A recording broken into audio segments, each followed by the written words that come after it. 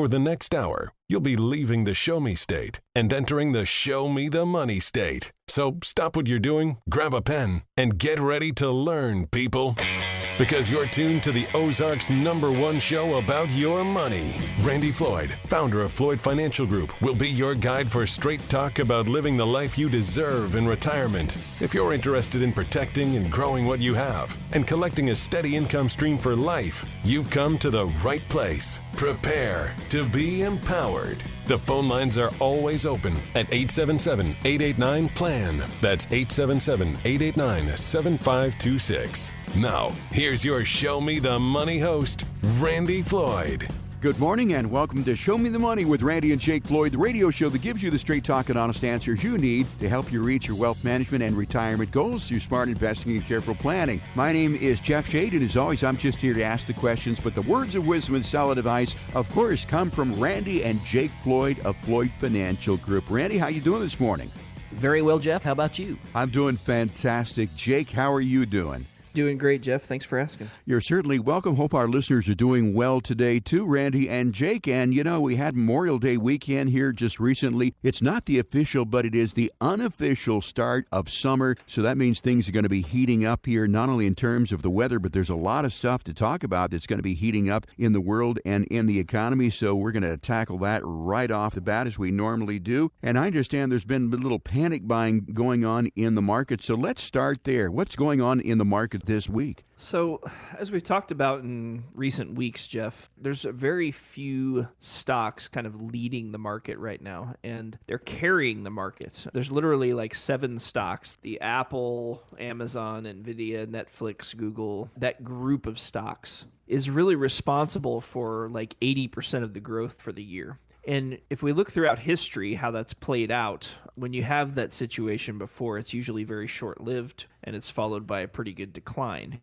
And so we're a little bit leery of this market here. And while we own some of these companies and have been doing pretty good, we're just concerned that a lot of these stocks are being panic bought, meaning there's a lot of hedge funds and a lot of institutional money managers that are at least have been offsides, meaning they are short the market or they don't own as much stock as they probably should. And so as the market starts to trend higher, especially in these names that are carrying the market, they feel like they're going to miss out. So they panic buy because they have what's called FOMO, right? Fear of missing out, FOMO. So what they do is they just start panic buying, and we see these runs. Broadcom had a huge run last week. Nvidia, you know, if you look at a chart of Nvidia, it was $108. I think it was on October 13th of last year, and you know it hit 420, 430, something like that last week. You know, it's just completely wild. You know, the excitement around AI is what's supposedly driving it, but what I really think is driving it is these huge money managers, the $20 billion to $50 billion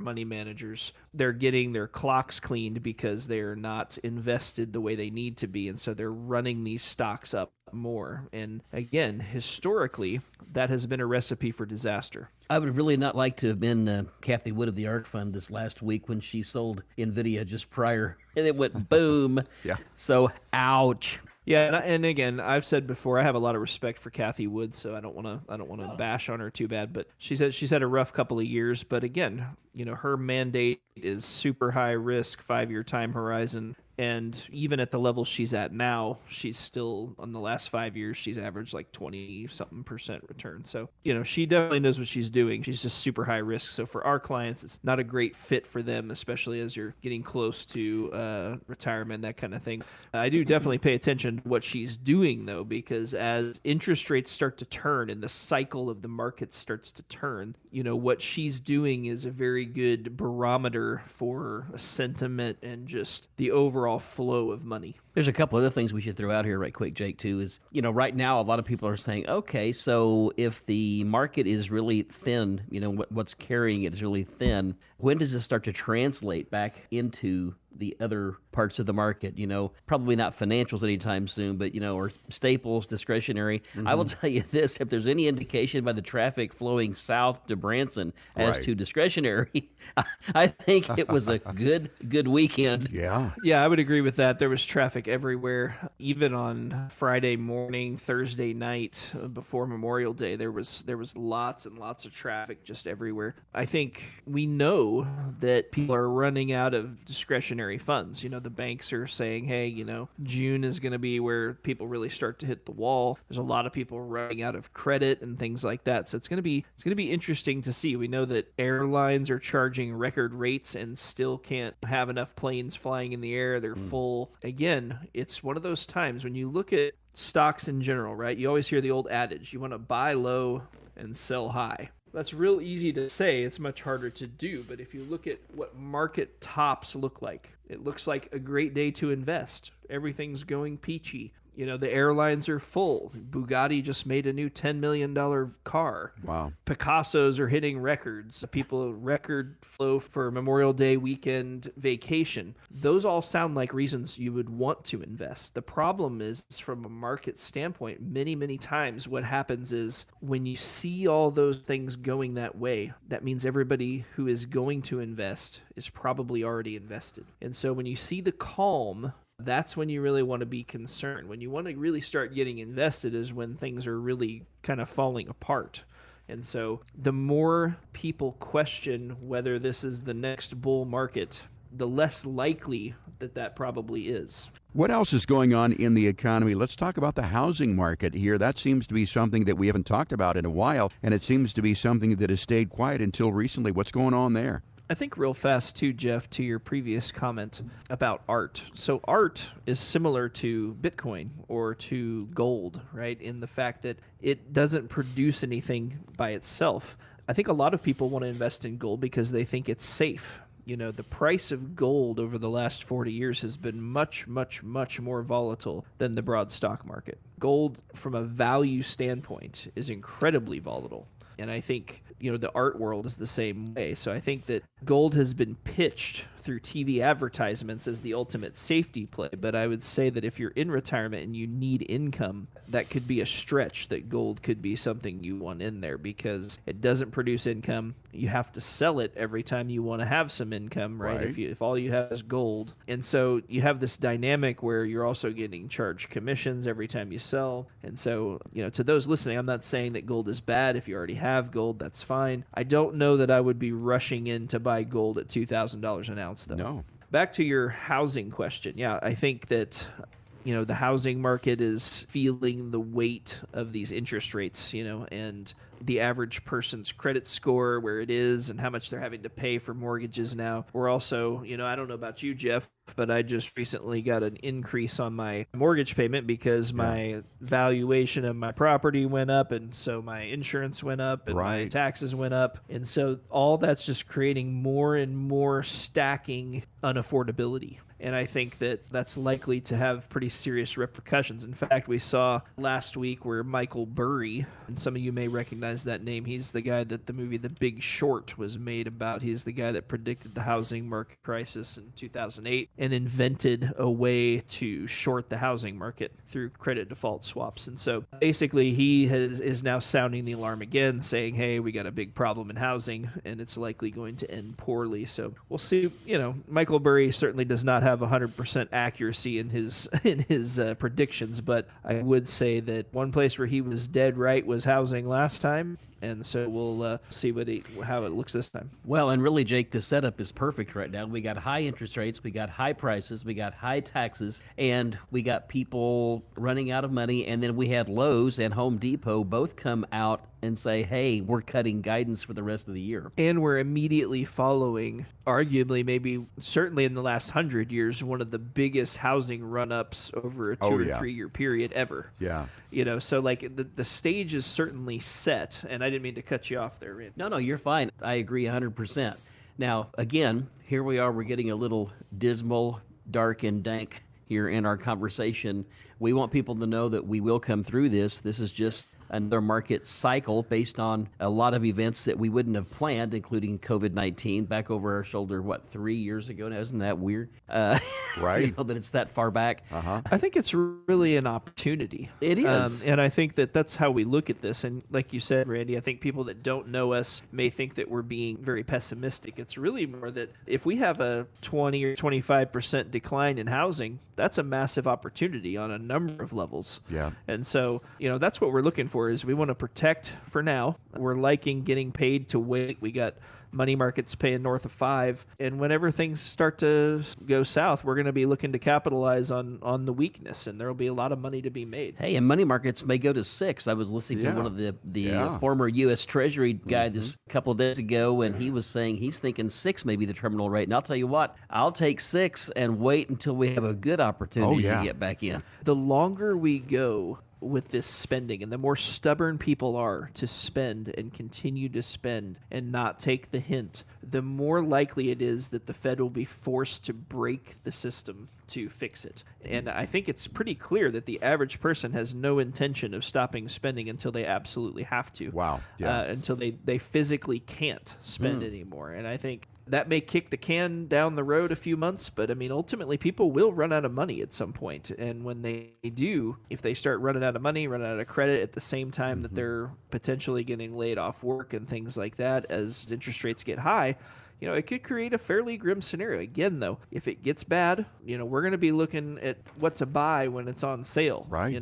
Real estate, but also, stocks and things like that. So I think there's going to be massive, massive opportunity. We just have to make sure that we're prudent in not taking too much risk now, but we also have to be ready to start to take some risk when the world kind of seems like it's on fire. Well, that's a very good point. I think it was Warren Buffett who said that, certainly you want to buy when there's blood running in the streets. Now, there's not blood running in the streets necessarily now. There are lots of pros. There are some cons there. But as you said, having a plan and certainly protecting yourself in terms of risk is very important. But also, you want to be ready so that when those opportunities do present themselves, that you are ready to take advantage of a good deal. It all comes down to having a proper plan that balances the risk, but at the same time looks for those opportunities. And I think that's one of the real advantages of Floyd Financial Group for our listeners is to consider that if you're looking to have a plan that's not only going to get you through these hard times, but also have a little cash on the side so that when opportunities do present themselves, that you can take advantage of those opportunities, and those opportunities are well vetted, you should get in and talk with Randy and Jake at Floyd Financial Group about your individual situation. Certainly, as every week we're offering our loyal listeners an opportunity to sit down with Randy and Jake, ask your questions, and get the answers that are going to get you on the road to retirement, a retirement in which you not only survive, but you also thrive. There's no cost, there is no obligation for this retirement roadmap. To get yours, call 417-889-7233. 417-889-7233 is the number to call. Don't wait. You can also get it online by going to floydfinancialgroup.com and requesting it there. It's floydfinancialgroup.com. You're listening to Show Me the Money with Randy and Jake. We're going to take a quick break. When we come back, we're going to be talking about financial security.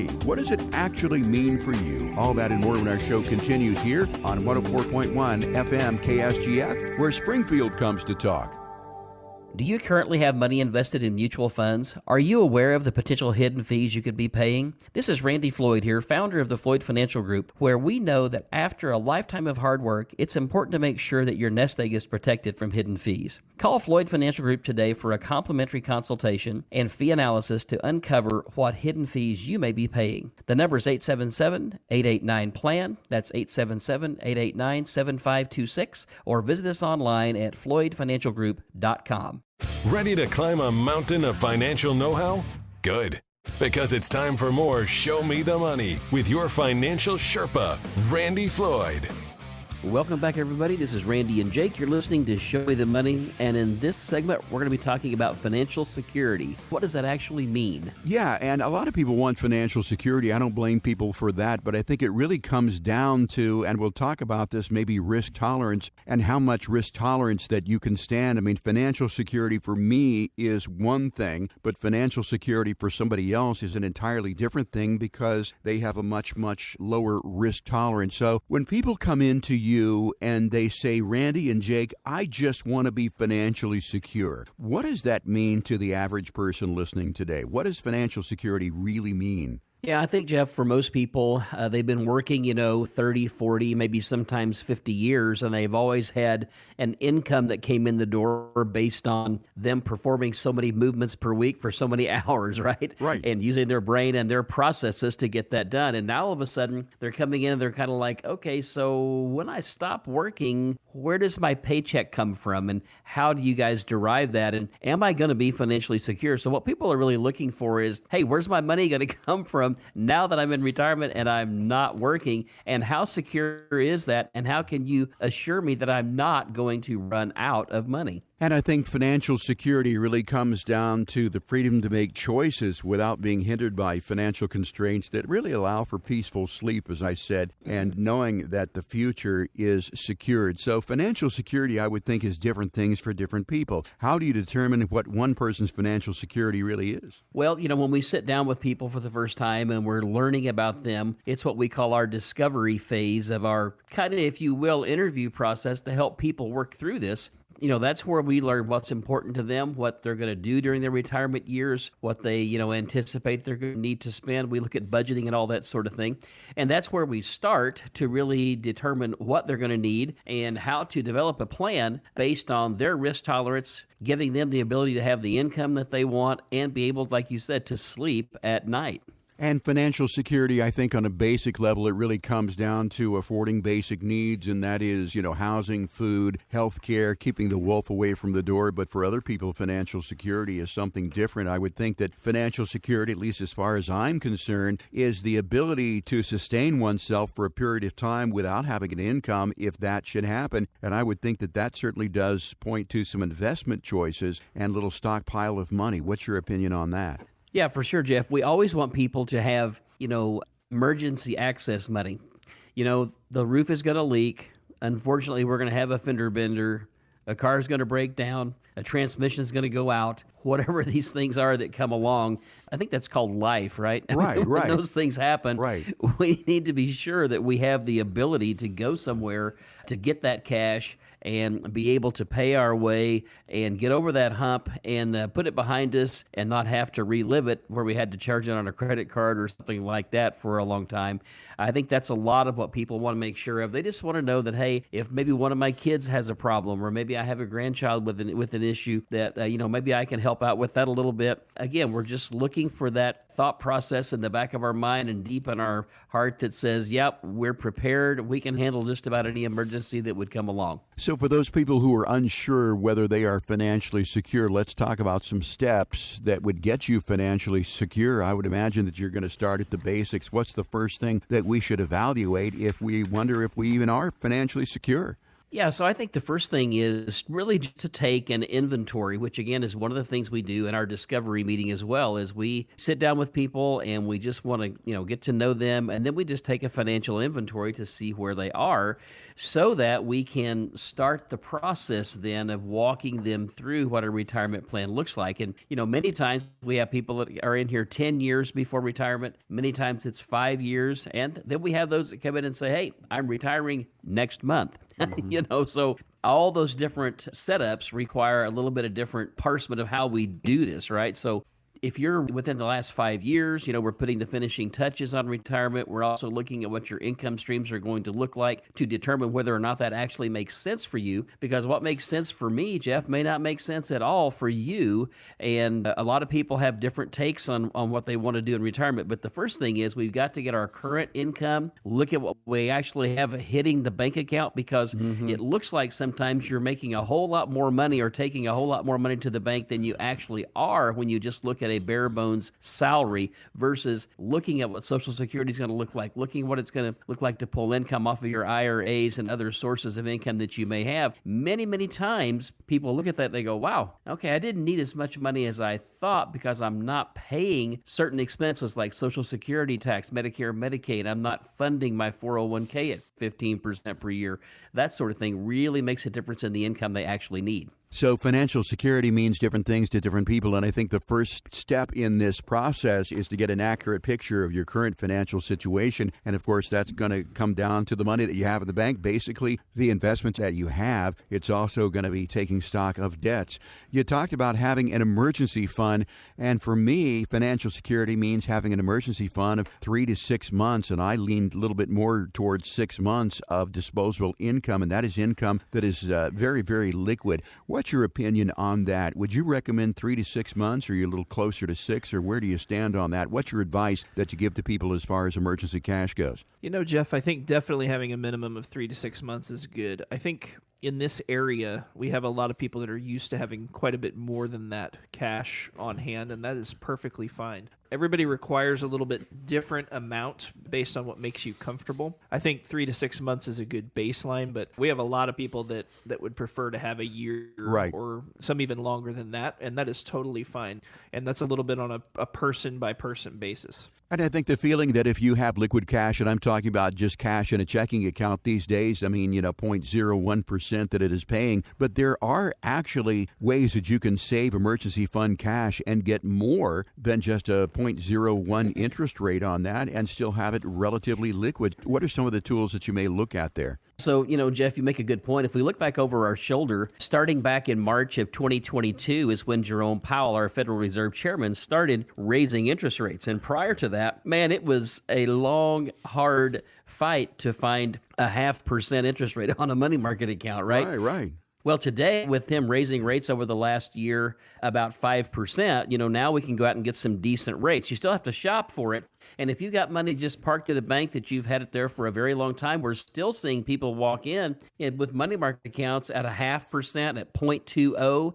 You're going to have to ask for that. The bank's just not going to come forward and give it to you, because any of that money that they can get, see, before March of 2022, banks could go to the Federal Reserve and borrow money for nearly zero. That's why they were not willing to pay you and I much money, Jeff, when we deposited money into their institution. Well, now if they can borrow that money back at what the Fed would charge them for it, that's why they are now offering much better rates on CDs and money market accounts, because they're looking to borrow that money for a little less and keep that as an extra margin for them as they go out and reloan the money that we deposit into money market accounts and CDs and that sort of thing. Would you say that if you have credit card debt and you're going into retirement, you're in retirement, that maybe that is the number one thing that you try to knock off? I would say so, Jeff. In many cases, we're seeing that, credit card debt is 20, 22, 24% in a lot of cases for folks. Right. Now, there are some of those folks that have been able to effectively revolve that credit card from credit card to credit card and keep that interest rate at zero for a while. But again, eventually you're going to have to pay the piper there. So I would say that credit card debt or high interest rate debt is one of the first things we need to get past, because many times what you're ending up doing is you're paying a high monthly payment that affects your cash flow drastically,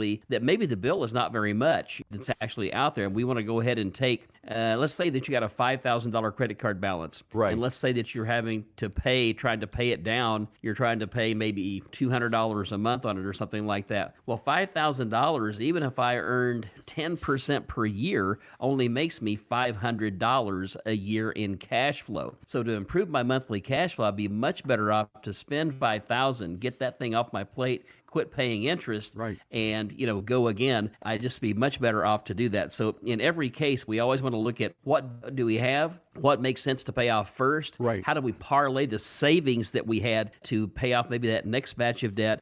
As far as car payments go, as interest rates have gotten higher, it's more of a concern. But I will say this, I always figure that a family is probably going to have a car payment all along the way.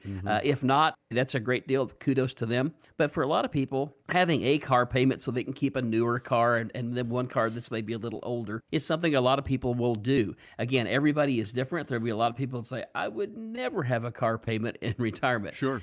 Some people have that option, some people don't, but we just meet each person kind of where they are and help them to navigate and, build the best plan possible for them. I think a lot of it, Randy, comes down to whether you have any savings outside of retirement savings. So if all you have is your 401k, there's a lot of people that do have a little bit of credit card debt and that kind of thing because they're funding their 401k so heavily. And obviously anything that comes out of the 401k has to be taxed. So we need to be a little careful about just paying everything off. It's definitely something we want to talk about before we go too far down that road. But if you have some money saved up in savings, and you can easily eliminate 20% credit card or something like that, that's definitely something you'd want to do. We're talking about achieving financial security with Randy and Jake Floyd of Floyd Financial Group. And the question always comes up, should I or should I not have a mortgage in retirement? Let's say that somebody has a small amount left on their mortgage. Let's say that it's maybe $50, $75, maybe $100,000. Do you advise people, if they do have that cash, to pay off that mortgage? Or is it okay to have a mortgage in retirement? So here's what I would say. In today's world, if you were one of those folks that financed or refinanced your property in the last, looking back over our shoulder from 2 years ago and back, where we were getting 3.5, 3, 2, 2.5. We had one couple that got a 1.99 30-year mortgage. Wow. If you have a really, really low-cost mortgage, I would say there's really no reason to pay that off. You're much better off to take that $100,000, let's say, that you owe on it. If you could even attain a 5% return, you make $5,000 a year versus paying interest of maybe $2,000 to $3,000 per year. So you do come out ahead. Now, there are those folks that say, well, I really just don't like having the payment. Again, if you have cash outside where it's not going to cost you a bunch of money, meaning, let's say you take it from an IRA and you pull $100,000 out to pay your house off, coupled with your other income, that may put you at $150,000, $160,000 a year in income. You may end up paying 15 to 20% in taxes. So if you have to pay off $100,000, you may need $115,000 or $20,000 pulled out of your retirement account to pay that off. And then it really doesn't make sense, because now, I not only don't have cash to earn for me, we had to pay all those taxes. And I don't know about you, Jeff. I don't want to pay taxes until I really have to. For me, a tax deferred is bliss. I'm with you on that point, Randy. And finally, I think one of the big steps to achieve financial security is to have insurance. Now, we have to have car insurance. Certainly, we have to have homeowners insurance. Those are given. But I read an interesting article that 24% of Americans last year had to forego some medical treatments because they were worried about costs. So medical insurance, very, very important. How do you handle that for people? Of course, people who are over 65 have Medicare, but how about those people who have retired early? How do we handle health insurance for them? Yeah, so most of those people end up, there's a couple of options. They either go to the exchange, affectionately known as Obamacare, I guess actually called the Affordable Care Act, where they can go out and they can shop the exchange, plug in their income, how many in the household, and find out what their premium's going to be after they receive whatever their subsidy is going to be. Now, I will tell you, for couples, if you haven't looked at it, you need to go out and really see what your subsidy might be and what kind of a plan you might be comfortable with. The other thing that people are doing a lot of today are these programs that are like this thing called Medi-Share. It's where organizations like a Christian healthcare organization or something goes together and they are collectively sharing expense. It isn't insurance per se, but it's really no different than the insurance business. The insurance business is based on the law of large numbers. It says, hey, if we have a whole bunch of people paying in, the chances of everybody needing services all at once is not that great. And therefore, we can have, a few less dollars being spent than we're collecting, and therefore we can build up a base to help pay people's insurance needs or healthcare needs when they come across them. And I've talked to a number of people who wanted to retire before the age of 65, and they say, well, I can't retire before 65 because how am I going to pay for health insurance? And I ask them, what do you think a year of your life is worth? Is a year of your life in your early 60s, is it worth $20,000? I said, well, it's worth way, way more than $20,000. Well, if you can afford to pay $20,000 for health insurance, I think you should go ahead and do that because your life in your 60s is worth a lot more than the cost of health insurance. We've been talking about financial security with Randy and Jake Floyd of Floyd Financial Group, and I think it all comes down to this. If you're unsure whether or not you are financially secure, you want to improve your situation, I would highly suggest that you get in and talk with Randy and Jake at Floyd Financial Group about designing a plan that will help you achieve financial security and put you on the roadmap to retirement. To get yours, again, there's no cost, no obligation. Most importantly, there is no judgment at Floyd Financial Group. All you've got to do is call 417-889-7233 to reserve your spot on the calendar. 417-889-7233. You can also request it online at floydfinancialgroup.com. It's floydfinancialgroup.com. Getting a retirement plan with Randy and Jake could make all the difference in the world towards your goal of financial security. Time for a break, gentlemen. We'll be right back with more of Show Me the Money right here on 104.1 KSGF, where Springfield comes to talk.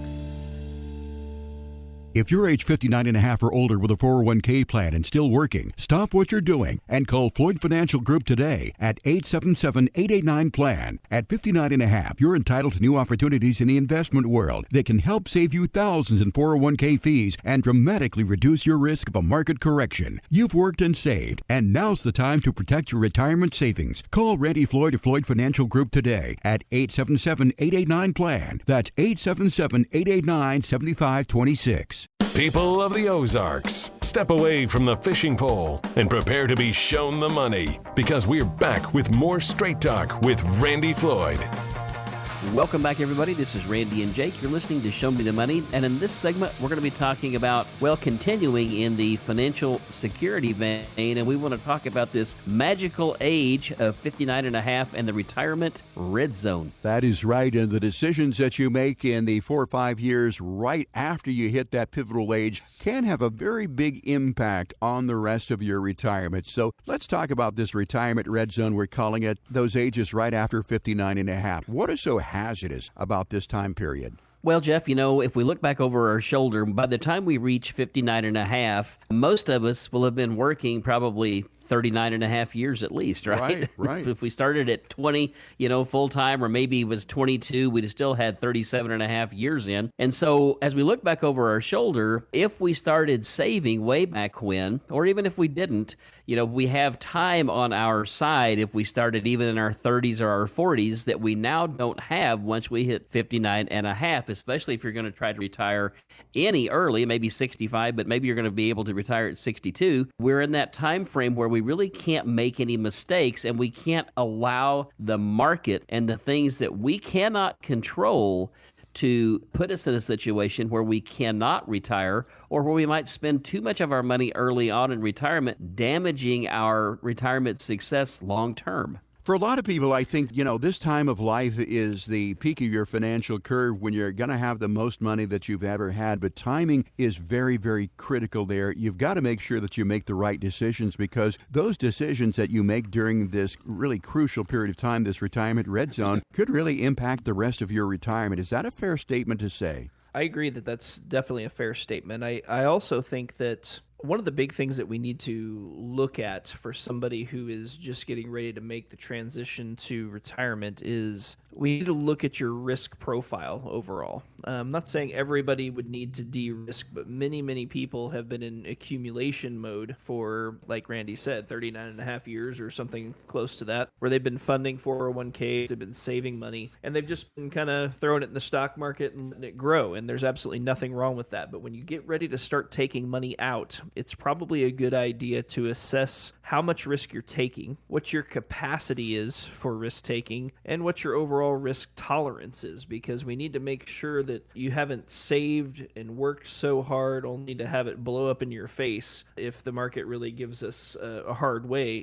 during that retirement red zone. And I think it's definitely worth looking at and saying, okay, here's how we're positioned, here's where we're exposed, here's what could happen in a bad scenario, and here's how we could take some of that risk off the table but still grow the money in the process. And not only is this withdrawal time a major shift in your financial strategy, but it's also a major mindset shift, and most investors don't know how to make that transition. The other thing that occurs to me is that at 59 and a half, you can begin to make some withdrawals out of your retirement accounts without paying any penalties. That's right. Even if you're still working for your current employer, too, you can roll that money out into an individual retirement account, which will give you lots more options as a general rule for your, what you pick to invest in. Because many times all we have inside our 401k are, maybe 2 or 3 handfuls of mutual funds, and we really would like to have some other investment options. I think even Washington is starting to realize this, and they're starting to look at how they can incorporate some other investment vehicles, if you will, into 401k plans. So I think that's important to realize that you can do that, and you can really start to put the finishing touches on your retirement portfolio. And I think that most financial advisors, and I think people realize this, they're really trained in financial planning for the first first half of life, and that would be the accumulation phase where they assess, your risk tolerance, and they put your money into appropriate risk-adjusted investments, and they're really trying to grow it. And, that phase of life is not, I think, quite as complex as the second half of life. That is the area where, as far as a financial planner goes, really does require a lot more attention. And I think a good financial planner is going to be able to help you answer some really important questions about how to thrive through the retirement phase of your life. And the first one is, will I have saved enough? The second is, will my money last in retirement? Is my family accounted for in my plan? Do you find that people, after they have reached 59 and a half, or let's say that after they have retired, need a financial planner as much, if not more, after retirement than they did before retirement? Yeah, Jeff, I think there's a lot of things that people don't consider that they're going to have to do, and just various questions that are going to have to be answered that they've never really had to think about before. Whereas the average person, most people, will only retire one time. We're helping multiple people every single week. We're helping 5 to 10 people a week retire. And so we see a lot of things, and we can help avoid some of the pitfalls when it comes to health insurance or Social Security, or how much income to take, and making sure beneficiary designations are correct. Do you need, estate planning documents? Would that be something that would make sense to talk to an attorney about? That kind of thing. We have a lot of knowledge about a lot of areas that the average person just doesn't deal with every day. And so I think there's a lot of value that can be brought from that.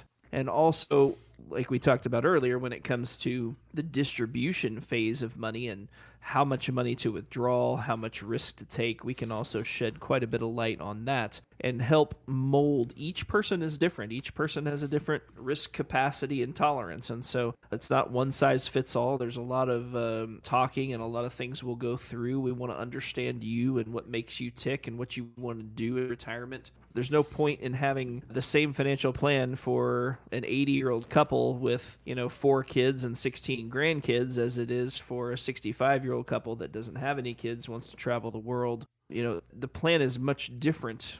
Sometimes they're similar, but a lot of times they're very different. And sometimes people want to accelerate income early, right? So, when's the best year? If you're over the age of 25, when's the next best 10 years of your life going to be? Mm-hmm. The next 10, right. Regardless of how old you are, most likely. So some people, when they retire, they say, hey, I want to live at large for the first 5 or 10 years, and then, we'll be okay taking an income cut after that. And we can design plans around that. So it's really just a pretty individual thing, but we can help you navigate these things because we've seen a lot of it before, and we can navigate these things without risking retirement itself. In the accumulation phase of life, of course, you're making money and you're putting it into investments that grow as time goes on. Certainly, I would think that taxes are, one thing that you want to consider when you're in the accumulation phase. But then when you begin to cash all these investments out, when you get into the distribution phase, that certainly now these taxes are going to be due. That is probably a major, major factor in designing a retirement plan as far as taxes go. How do you minimize or mitigate taxes in retirement when you begin to take these withdrawals? And let's talk about that and the timing of these withdrawals, whether or not they can affect your tax bracket and situation. Yeah, sure, Jeff. So depending on what kind of assets people have saved, whether they have money in bank accounts, savings accounts, CDs, all those things are tax current. And if they have a brokerage account that is a non-retirement account, those things are also tax current in many cases. It just depends on if you have long-term capital gains or short-term capital gains that might fall into taxation there. But beyond that, we have then all the retirement accounts. We also can have tax-free municipal bonds and all sorts of things that can come into play. So depending on what each person's setup is and what they've saved, it's going to determine their tax bracket in many cases. However, let me just say this, that for the most part, I would say that 75% of the money we see come through the front door here is generally in a 401k and not a Roth. It's a traditional, meaning that you saved all that money pre-tax, and so when you take it out, you're going to pay taxes on that money. So one of the things we look at is distribution strategies, like you said, that will help us to kind of navigate that. So sometimes people say, well, I really want to pay off my house. And so we sit down and we go, okay, let's talk about paying off your house. So you owe $100,000 on it. You have $100,000 in retirement income. So that's going to put you to $200,000. So on that extra 100,000 that you pull out, you're now going to spend 28% of that. So we have to put another 28,000 on top of that with, what you've already, you're paying for in taxes. I'm just saying it's sometimes not worth it. Every time we start looking at how to pull money out of a retirement account, what we're really looking at is tax brackets. How much money do you need for income? What's your tax bracket? And do we creep into the next one? Are we going to have to creep into the next one to pay something off? If so, let's do that with a thought process in mind, rather than just doing it off the cuff. Yeah, and I think that's something we can definitely talk about when you come in for your initial consultation. If these are things that you would like to explore, we can definitely show you, say, okay, here's what it would take to pay the house off. Here's how much it would cost you in taxes. We will make a recommendation as to whether we think that's a good idea or not, but ultimately it's your money. We are not going to tell you, hey, you can't do that. You worked a long time. America, at least at this point, is still a free country, and I intend to do everything in my power to keep it that way. And you can do what you want with your money, but it's our job to just kind of be the financial Sherpa, if we can be, right, and help navigate, help you have all the tools and knowledge to make the best decisions you can make. Yeah, that caught me a little bit there, Jake, when you said America, at least for now, is a free country. I guess we can talk about that in future shows. Our program is called Show Me the Money with Randy and Jake Floyd. My name's Jeff Shade. Glad you could join us again this week. We've been talking about the retirement red zone, those years right after age 59 and a half. If you'd like some help in navigating that retirement red zone, of course, Randy and Jake did talk about that financial plan that you can get at no cost, no obligation, and certainly no judgment. To get yours, call 417-889-7233. It's 417-889-7233. No cost, no obligation, no judgment. Chance for you to sit down with Randy and Jake and really get individual answers to your individual situation. And remember, Randy and Jake are not going to be talking about product in that first meeting at all because they don't know you. We just want to find out who you are, and consequently, you can find out who they are and determine whether it is a good fit. So why don't you get on the calendar sooner than later? 417-889-7233. Ashley can find a spot for you when you want to come in. You can also request your plan online at FloydFinancialGroup.com. It's FloydFinancialGroup.com. Time for a break. We'll be right back with the final portion of our show right after this here on 104.1 FM KSGF, where Springfield comes to talk. Are you giving your Social Security dollars back to the government? It happens every day to people who don't have an effective Social Security strategy. The right plan for accessing your Social Security benefits can mean tens of thousands of dollars to you and your spouse's retirement income. Don't make the costly mistake of being unprepared in retirement. Call Floyd Financial Group now for a free Social Security optimization report. Take advantage of proven strategies to help maximize your Social Security benefits. Call 877-889-PLAN today to learn more. 877-889-7526. Ready for a heapin' helping of some more real talk? Thought so. Here's another serving of Show Me the Money. Welcome back to Show Me the Money. I'm Jake Floyd, and in this segment, we're going to be talking about claiming Social Security. When's the right time to do it, and what are some of the things we need to be thinking about before we claim? That's right, Jake. And some myths about Social Security still are quite prevalent, and that is that, if I wait until age 70, I'm going to get the most amount of money. Well, to some extent, that is true, but really it isn't true on another account, because if you take it at age 70, as opposed to, let's say, the earliest that you could take it is age 62, you're giving up 8 years of Social Security benefits. But let's not start there. Let's start with, first of all, how important it is to make this decision and get it right. For the people right here in the last bastion of sanity, Springfield, Social Security makes up about what percentage of their overall retirement income, would you say? I think for a lot of people, it's close to half. There's some people that it's more like 20, 30%, but, Social Security is a big portion of people's retirement income. And so, like you said, Jeff, it's important to make the right decisions. I will say that, people say, well, when's the right age to file for Social Security? And to that, I usually respond, if you can tell me the exact day you're going to die, I can tell you exactly when to file for Social Security. So obviously nobody knows that. So we are a little bit handcuffed when it comes to Social Security. I'd say a good rule of thumb is when you're going to retire and stay retired, you should almost always be filing for Social Security.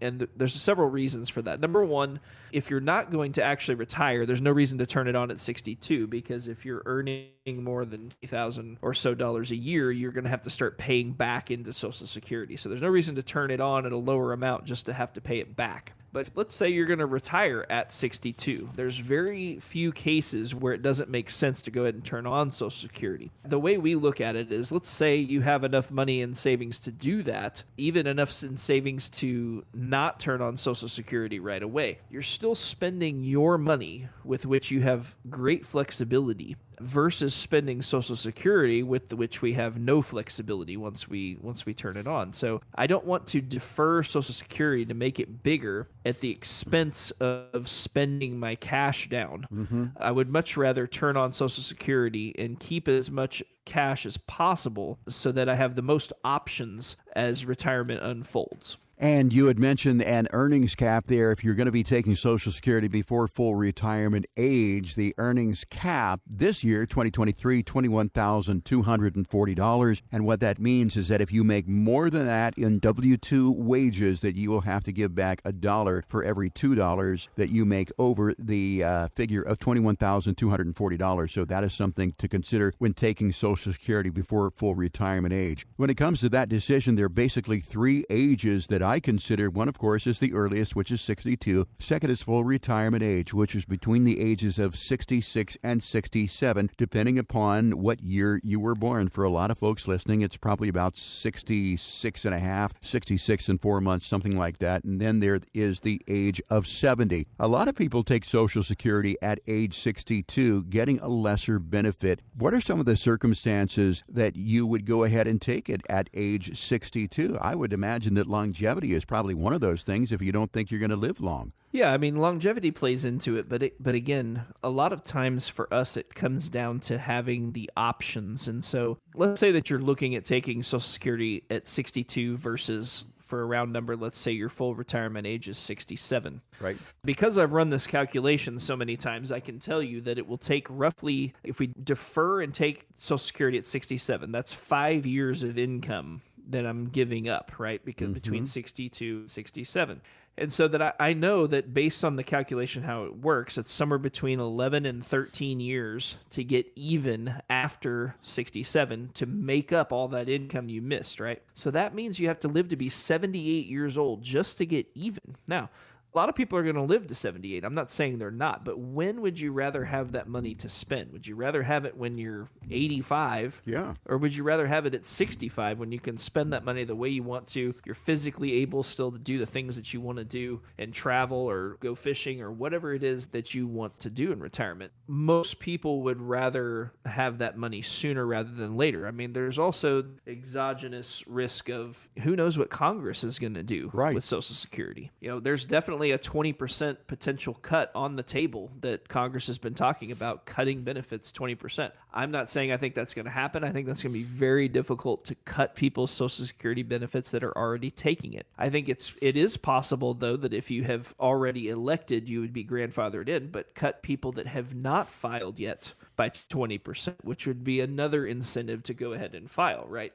I'm not saying that's the way it's going to play out. I'm just saying that is one way it could play out, and that's how the government historically likes to tackle things, which is saying, well, everything that's happened to this point, let's not worry about. Let's just look for what happens looking forward, you know? So we usually like to take a bird in the hand versus two in the bush. Right. Me too, as far as that goes. And, you know, some other factors to consider when figuring out when you're going to take Social Security, especially if you're going to do it earlier. As you said, health is one of those things. If your health is poor and maybe you're not going to be able to work until full retirement age, or you're not going to live much beyond that, that is one factor in determining whether or not you take Social Security early. And another one, although we are in a rather robust job market right now, is a job loss. If you just have no other income, go ahead and take it at age 62. But keep in mind that if you do find a job or part-time job, that you do have that earnings cap. Now, when you do take Social Security, it is taxed. So let's talk about that a little bit. If you're still working and taking Social Security, and let's say that you're making under that $21,240, does that put you at risk in bumping your tax bracket to a higher bracket because you're also having to account for Social Security income on top of the $21,240?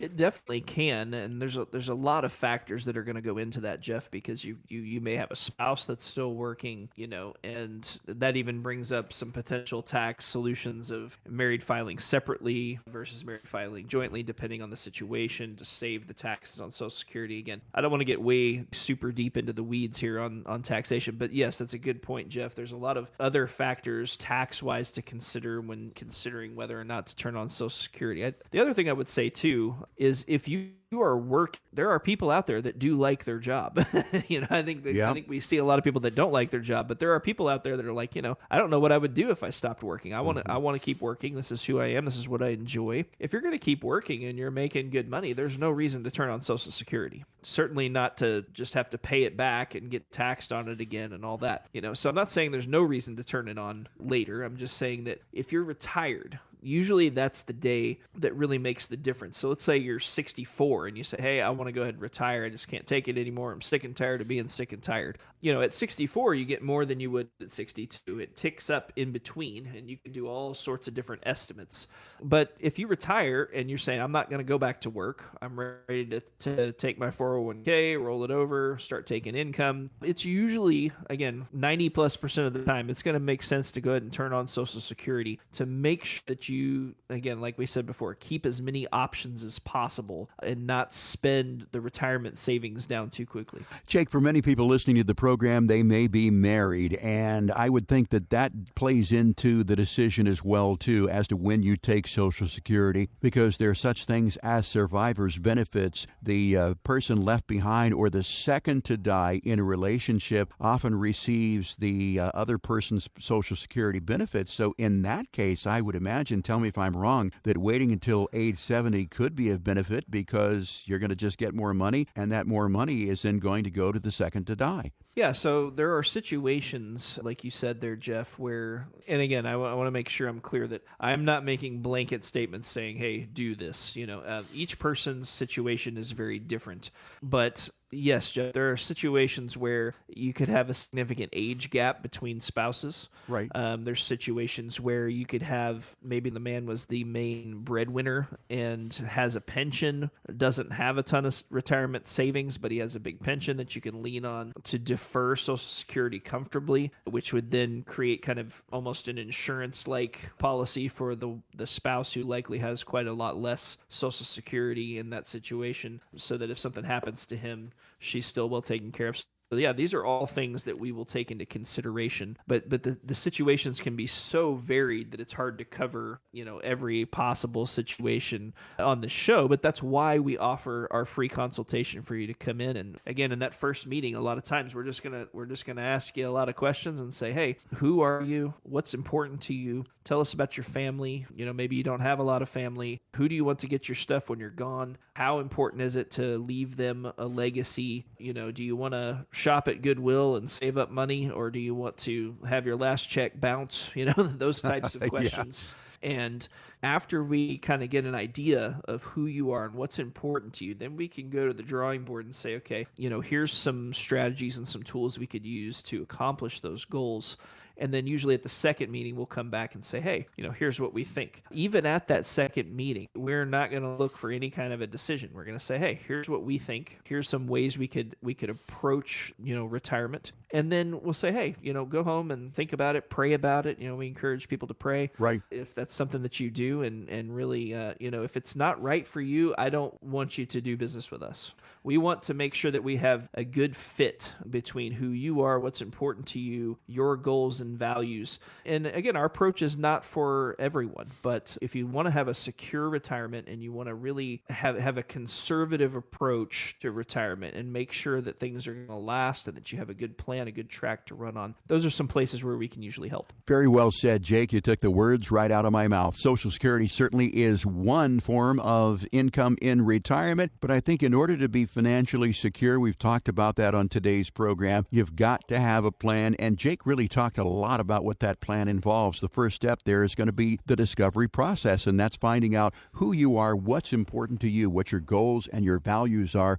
and designing a plan that's going to get you where you want to go. Of course, our plan is at no cost and no obligation, and certainly no judgment. If you'd like to take advantage of this rare opportunity to get in and sit down with somebody like Randy and Jake at Floyd Financial Group with no obligation whatsoever, call 417-889-7233. Get on the calendar to get your plan. Ashley out there at the front has got a few slots available for you. May as well take yours. 417-889-7233, or you could also request your plan online by going to floydfinancialgroup.com. It's floydfinancialgroup.com. Jake, we're out of time for this week. I want to thank you for your time, but most of all, thank the fine people here of the last bastion of sanity, Springfield, Missouri. For Randy and Jake, I'm Jeff Shade. I'm going to get out on the lake, do a little bass fishing this weekend. I want you to have a great weekend. We'll talk to you again next week with another edition of Show Me the Money right here on 104.1 FM KSGF, where Springfield comes to talk.